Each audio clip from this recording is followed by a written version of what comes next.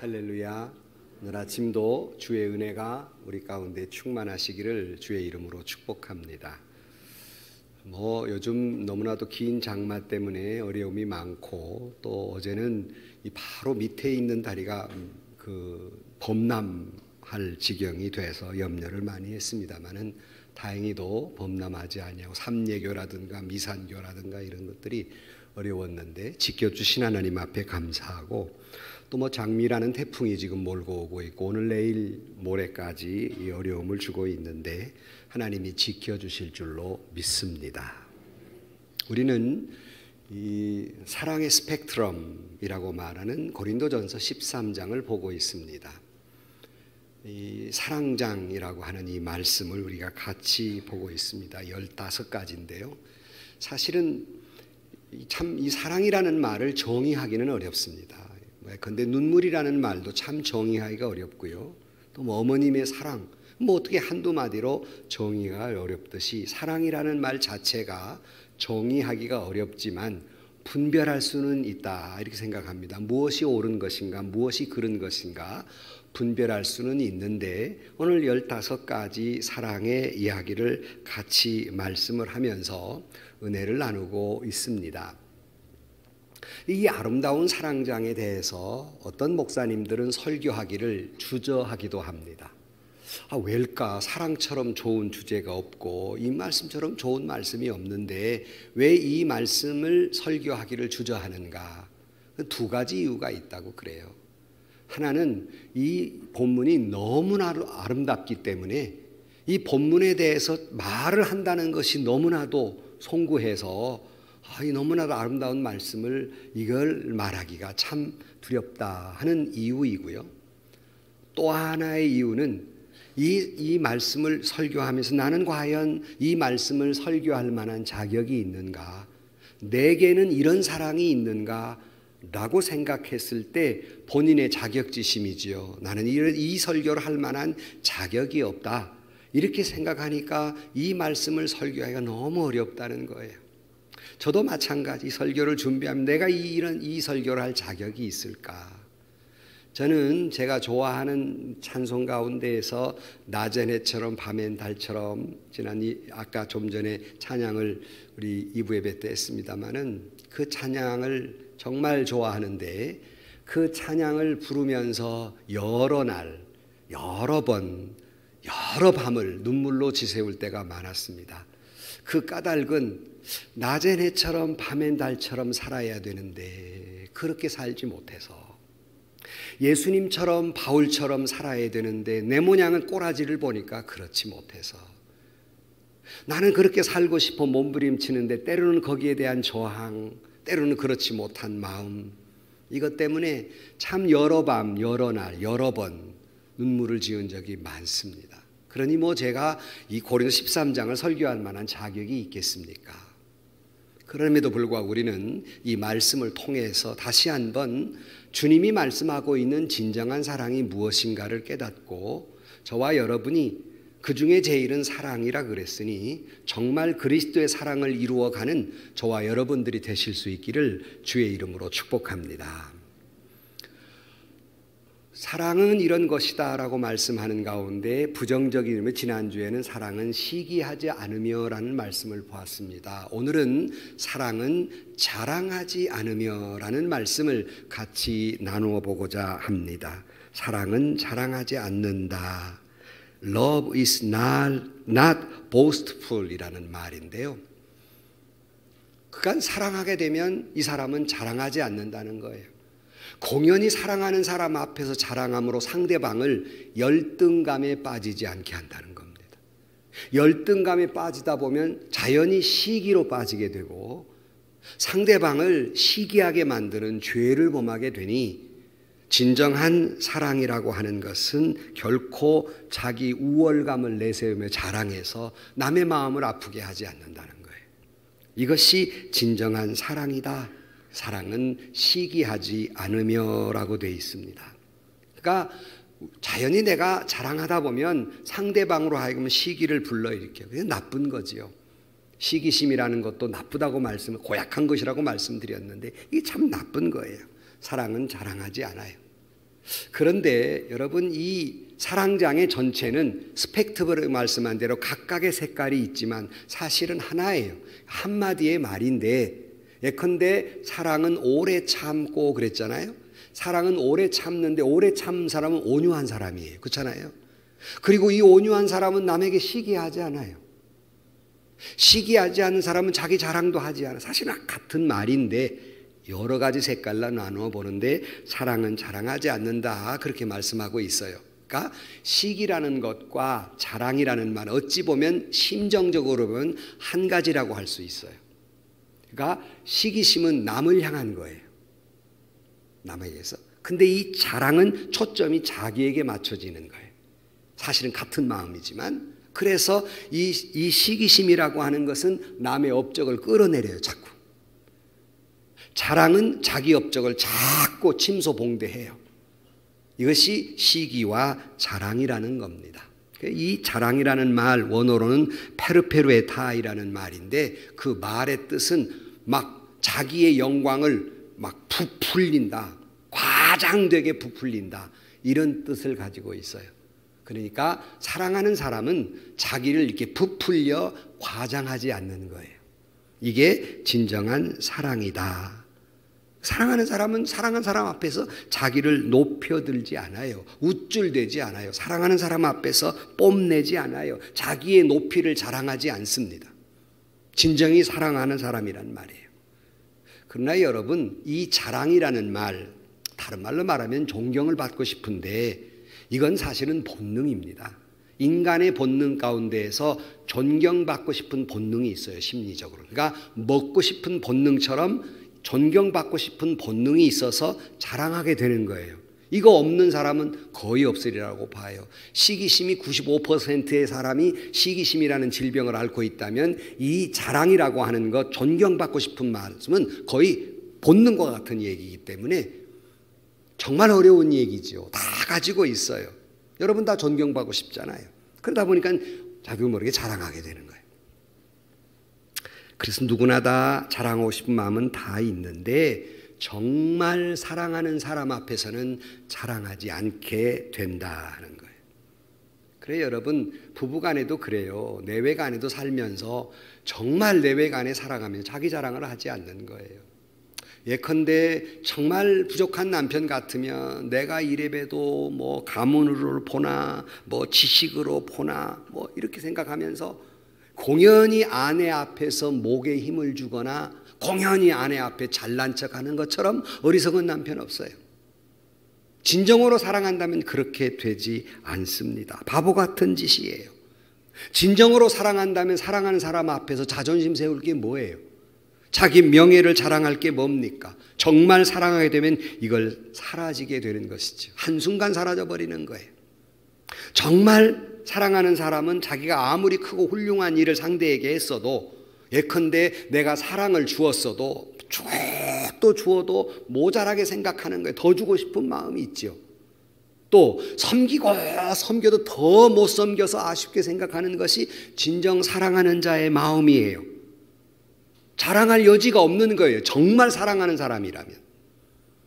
그래서 여러분, 김수희 씨의 애모라는 노래 가운데에서 그대 앞에만 서면 커져요, 작아져요? 노래를 아시네. 왜 그대 앞에만 서면 작아질까요? 사랑하기 때문이에요. 정말 사랑하니까 내가 이 사람 정말 사랑할 만한 자격이 내게 있을까? 내가 사랑 고백해도 될까? 정말 자기가 왜소하게 느껴지. 너무 사랑하다 보면 이게 자연스러운 거예요. 그 진짜 사랑하는 사람은 자기 자랑을 하지 않는 거죠. 오히려 왜소하게 자기를 느끼게 되는 거죠. 여러분은 남편 앞에서, 아내 앞에서 어떻습니까? 정말 사랑하십니까? 여러분, 이 평등 시리즈 이야기가 많지만 사람은 결국 평등해진다는 말이 있어요. 그러니까 이런 것이에요. 40대가 되면 지식의 평등이에요. 그러니까 뭐 학교 다닐, 중고등학교 다닐 때 뭐 1등을 했느니 뭐 40 몇 등을 했느니 뭐 여러 가지 많지만 40이 넘으면 아는 지식이 다 있어서 그게 그거예요. 뭐 알면 얼마나 알아요? 다 고만고만한 거예요. 그 40이 넘으면 지식의 평등이 됩니다. 50이 넘으면 외모의 평등이 돼요. 그러니까 예쁘다 미흡다는 젊은 날 얘기지. 그저 나이가 들게 되면 배는 자연적으로 나오게 돼 있죠. 엉덩이는 처지게 돼 있죠. 얼굴은 두루뭉실하게 돼 있죠. 허리는 베들레헴 되고요. 뭐 이것을 벗어난 사람이 얼마나 있겠어요. 그러니까 뭐 이쁘면 얼마나 이뻐요. 외모의 평등이에요. 그 다음에 60대가 되면 성의 평등이 온다 그래요. 성의 평등이라고 하면 남녀가 같아진다는 거예요. 60이 넘으면 남자는 그 마음이 여려져요. 순해져요. 여자는 거칠어져요. 세져요. 뭐 호르몬 때문에 그런다지만 괄괄해져요. 이게 거꾸로 돼가지고.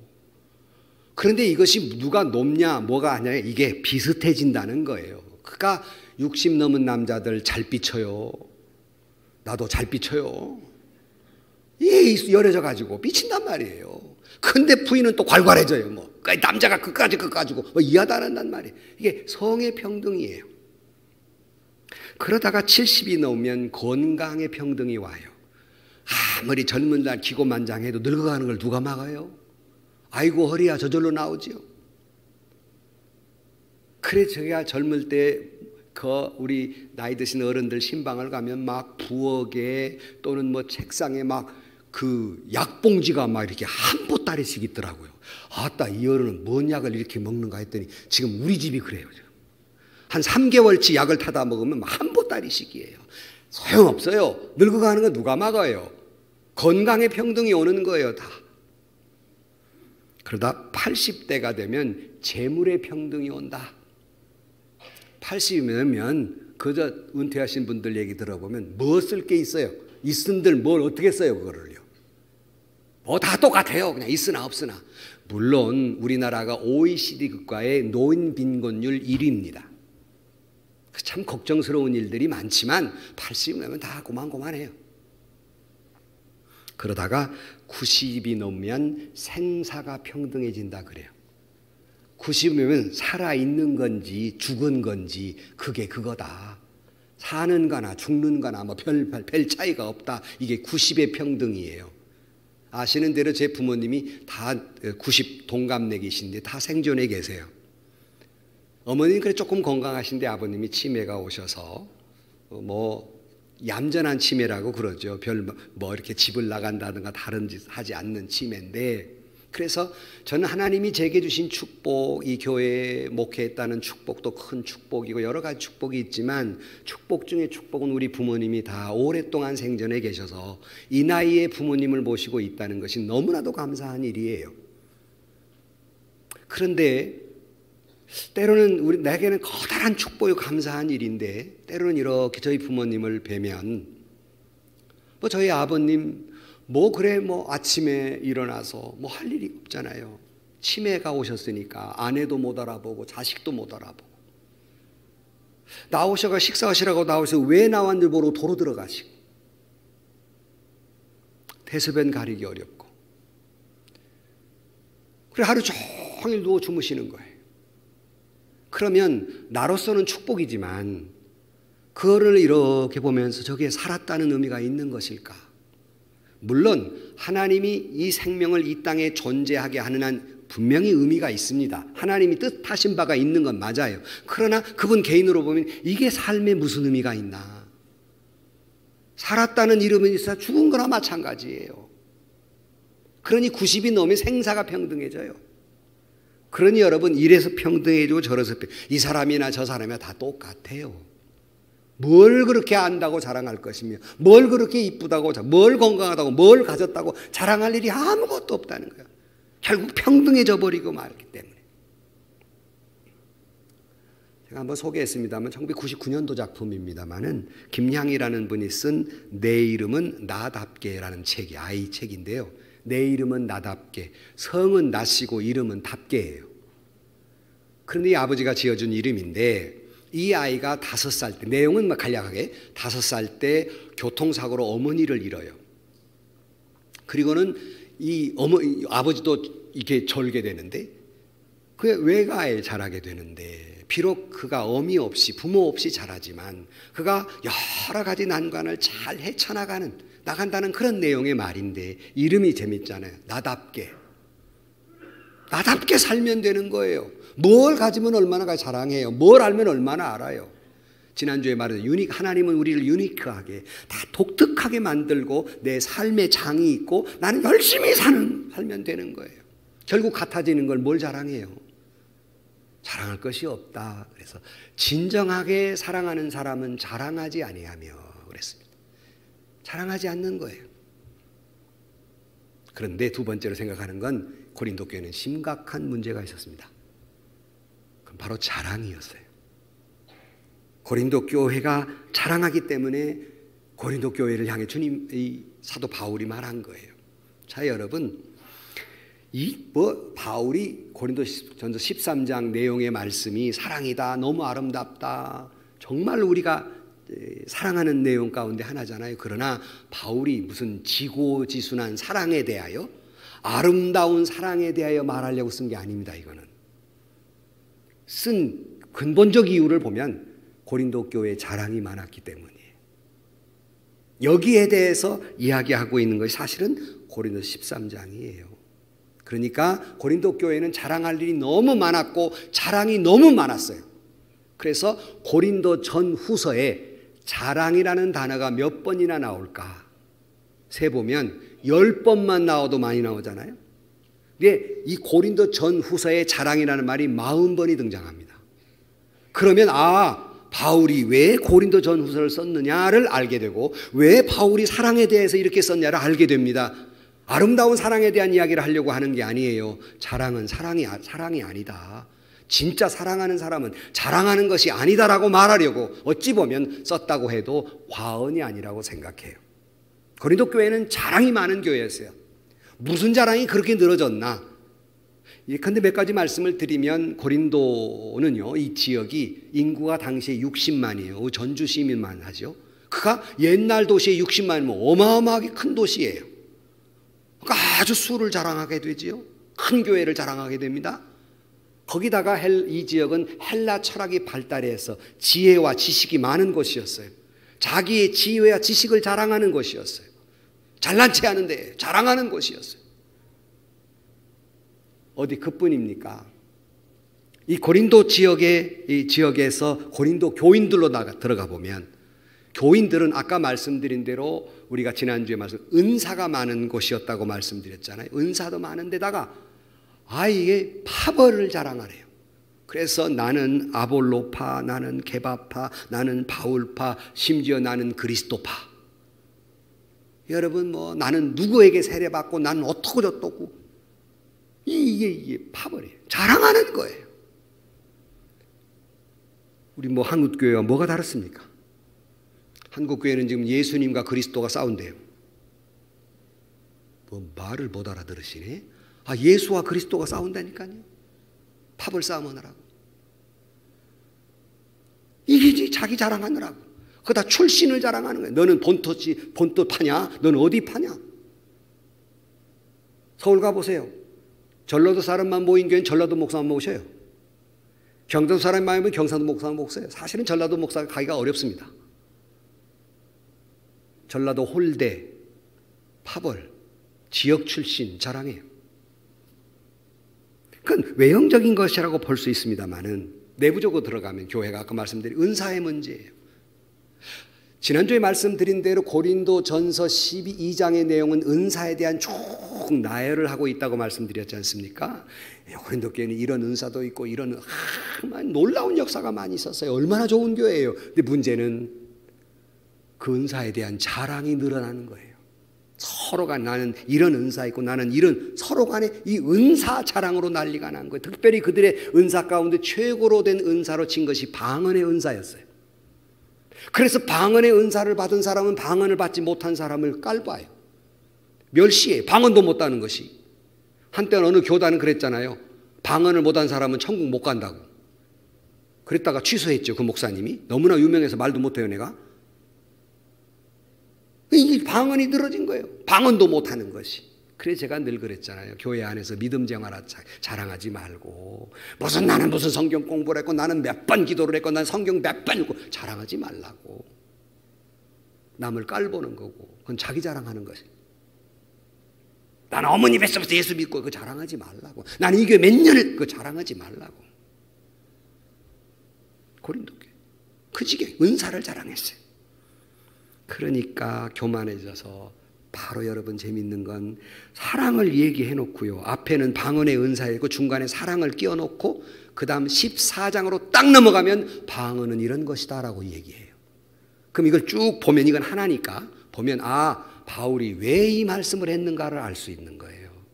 방언이란 그런 게 아니다, 이렇게 말하고 있는 거예요. 그래서 14장으로 넘어가면 방언은, 얘들아, 방언이라고 하는 건 교회의 덕을 세우는 것이야. 자기의 덕을 세우는 건데, 방언할 때 통역하는 사람이 없으면 하지 말아라. 왜냐하면 똑바로 알아듣는 5마디 말이 못 알아듣는 방언 수만 마디 말보다 훨씬 낫다. 이렇게 설명하고 있는 거 14장으로 넘어온 방언에 대한 말이에요. 그러니까 뭐 방언은 다다다다다 해도 알아듣기 쉬운 5마디 기도가 훨씬 훌륭하다는 거예요. 근데 방언 못하면 천국 못 간다는 이런 소리가 어디 있어요? 방언한다고 자랑해서 막 떠들어요. 그러니까 뭐 이 고린도 교회가 이쪽에서는 방언한다고 떠드니까 너만 하냐, 나도 한다고 와 하고 저쪽이 와 하고 완전히 뭐 무질서한 교회가 되어버리고 만 거예요.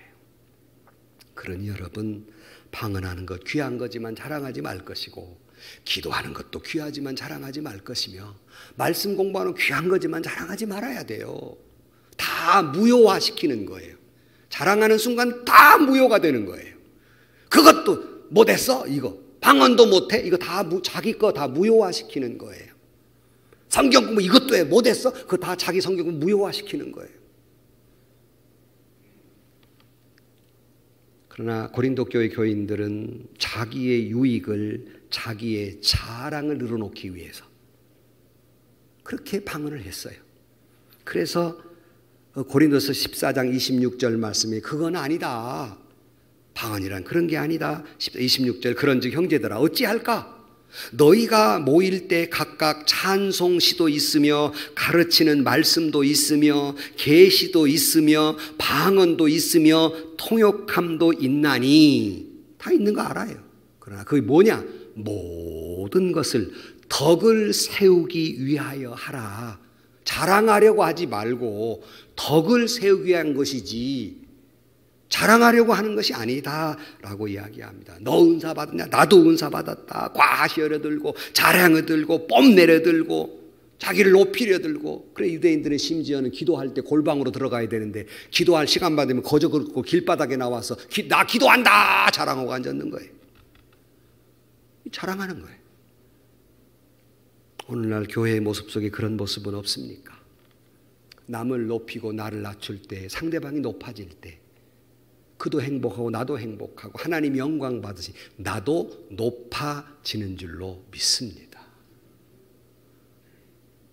가정에서도 여러분 아까 조금 전에 언급했습니다마는 부부끼리도 그렇다고 말씀드렸잖아요. 뭘로 보나 내가, 학벌로 보나 내가, 가문으로 보나 내가, 인물로 보나 내가 어떤 사람인데 저 따위 여자하고 결혼해가 내가 이 모양 이 꼴인가? 이거 될 말입니까? 진정으로 아내를 사랑하는 사람은 그렇게 생각하지 않습니다. 참 내 아내가 훌륭한데 어쩌다 나한테 결혼해가지고 고생만 시켰네. 그런 마음이 진짜 사랑인가 아니겠어요? 남편도 마찬가지지요. 아내도 마찬가지지요. 어쩌다 내가 저런 걸 만나가지고 여자 팔자 두루박 팔자라는 내가 이 모양 이 꼴이 됐나가 아니라 내 남편도 훌륭한 여자 만났으면 내가 보필을 잘할 것이고 이보다 더 훌륭하게 됐을 건데 내 남편이 나보다 낫지, 훌륭하지. 남편은 남편으로 내 아내가 낫지. 나 같은 시집 와서 자식 낳고 저렇게 다 키워냈으니 나보다 낫지. 이렇게 생각해야 사랑하는 것이 아니겠습니까? 혹시 아내된 여러분, 남자들이 본능적으로 자랑이 좀 있어요. 허세가 있어요. 또 남자가 좀 허세 좀 있어야지. 그래서 아내 앞에 좀 떠들어요. 좀 그러거들랑 이거 꼴값지도 않게 떠든다고 그러시지 마시고, 남편이 참 말도 안 되게 짓거리거들랑 아, 내 관심이 필요한가 보다. 아, 내 사랑이 좀 필요한가 보다. 지금 나한테 사랑받고 싶어서 그런다. 아멘을 한 사람도 안 오죠. 좀 막 웃겨. 막 남편이 하는 거 보면 막 뭐가 나오려고 그래. 막 여기까지 올라올라. 그래도 아, 내 사랑이 지금 필요한가 보다. 이렇게 생각하고 무시하지 마시고 남편 자랑도 좀 들어주고요. 엉덩이도 토닥여주고요. 나보다 그래도 내 남편이 낫지. 이렇게 생각하는 가정이 행복하지 않겠어요? 진정 사랑하는 사람은 남편 앞에서 안 앞에 자랑하지 않아요. 어리석은 사람이죠. 그게 웃기는 사람이죠. 그래서 성경은 뭐라요? 남을 나보다 더 낫게 여기고. 여러분 일평생 살면서 자랑하기보다는 남을 나보다 더 훌륭하게, 더 좋게, 더 낫게 여기며 사시기를 주의 이름으로 축원합니다. 근데 고린도 교회는 그러질 못했어요. 흔히 고린도 전후서 12장, 14장, 14장 쭉 지금 쓰고 있는 거예요. 자랑하지 말라.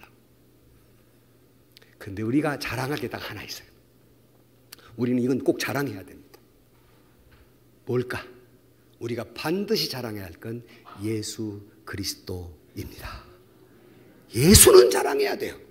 다른 건 자랑하지 말고 예수 십자가, 이건 자랑해야 된단 말이에요. 우리 일평생 그렇게 사는 거예요.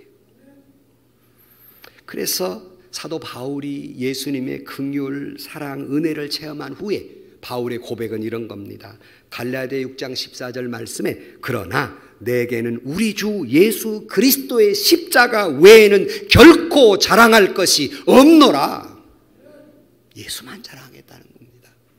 이 짧은 말씀을 리빙 바이블, 영어 성경에 보면 리빙 바이블이라는 게 있어요. 이 리빙 바이블은 젊은 사람이나 이런 사람들이 이해하기 쉽게 풀어서 놓은 바이블인데요. 이것을 방태석이라는 분이 번역해 놓았는데 이걸 이 본문을 뭐라고 번역했냐면 나로 말하자면 주 예수 그리스도의 십자가 이외에는 아무것도 자랑할 수 없습니다. 결코 그럴 수는 없는 것입니다. 그 십자가로 인해서 세상에 어떠한 매혹적인 일에도 나는 관심이 없어진 지 오래이며 세상도 또한 나에게 대해서 그 관심을 버린 지 오래입니다.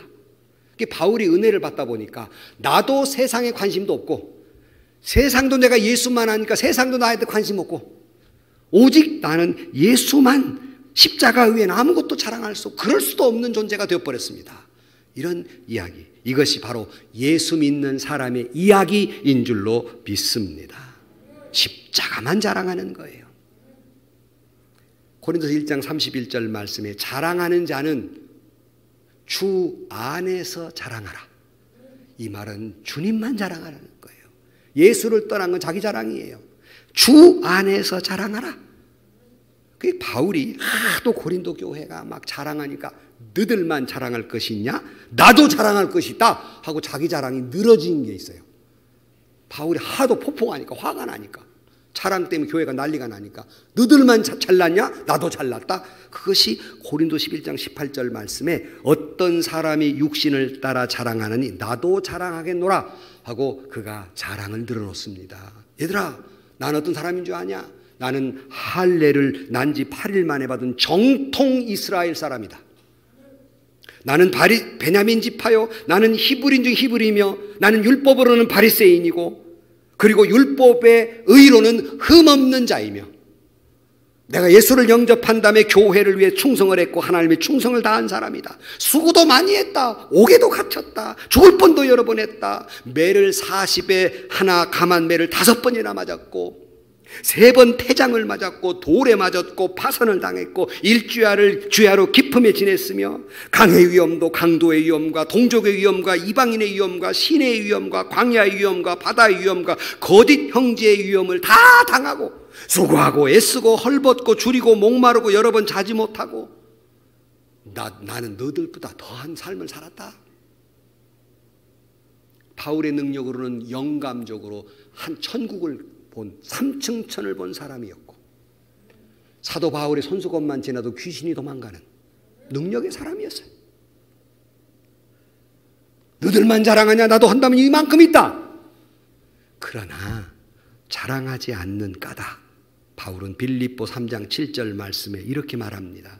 그러나 무엇이든지 내게 유익하던 것을 내가 그리스도를 위하여 다 해로 여길 뿐더러 또한 모든 것을 해로 여김은 내 주 그리스도 예수를 아는 지식이 가장 고상하기 때문이라.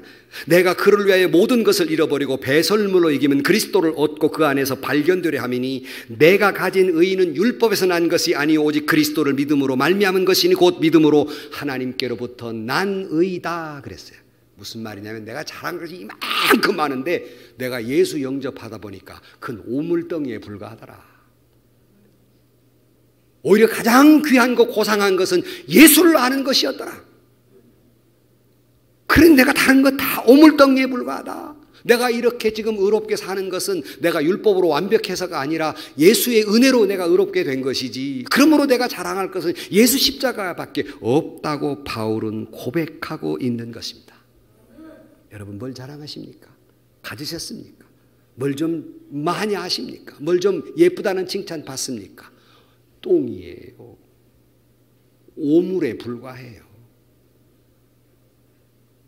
그러므로 우리는 가장 고상한 것은 예수고 가장 귀한 것은 예수님이시니 일평생 살아가면서 진정으로 사랑의 사람이 되셔서 오직 그리스도 십자가 이외에는 나에게 자랑할 것이 없노라고 고백하며 살아가는 저와 여러분들이 되시기를 주의 이름으로 간절히 축원합니다.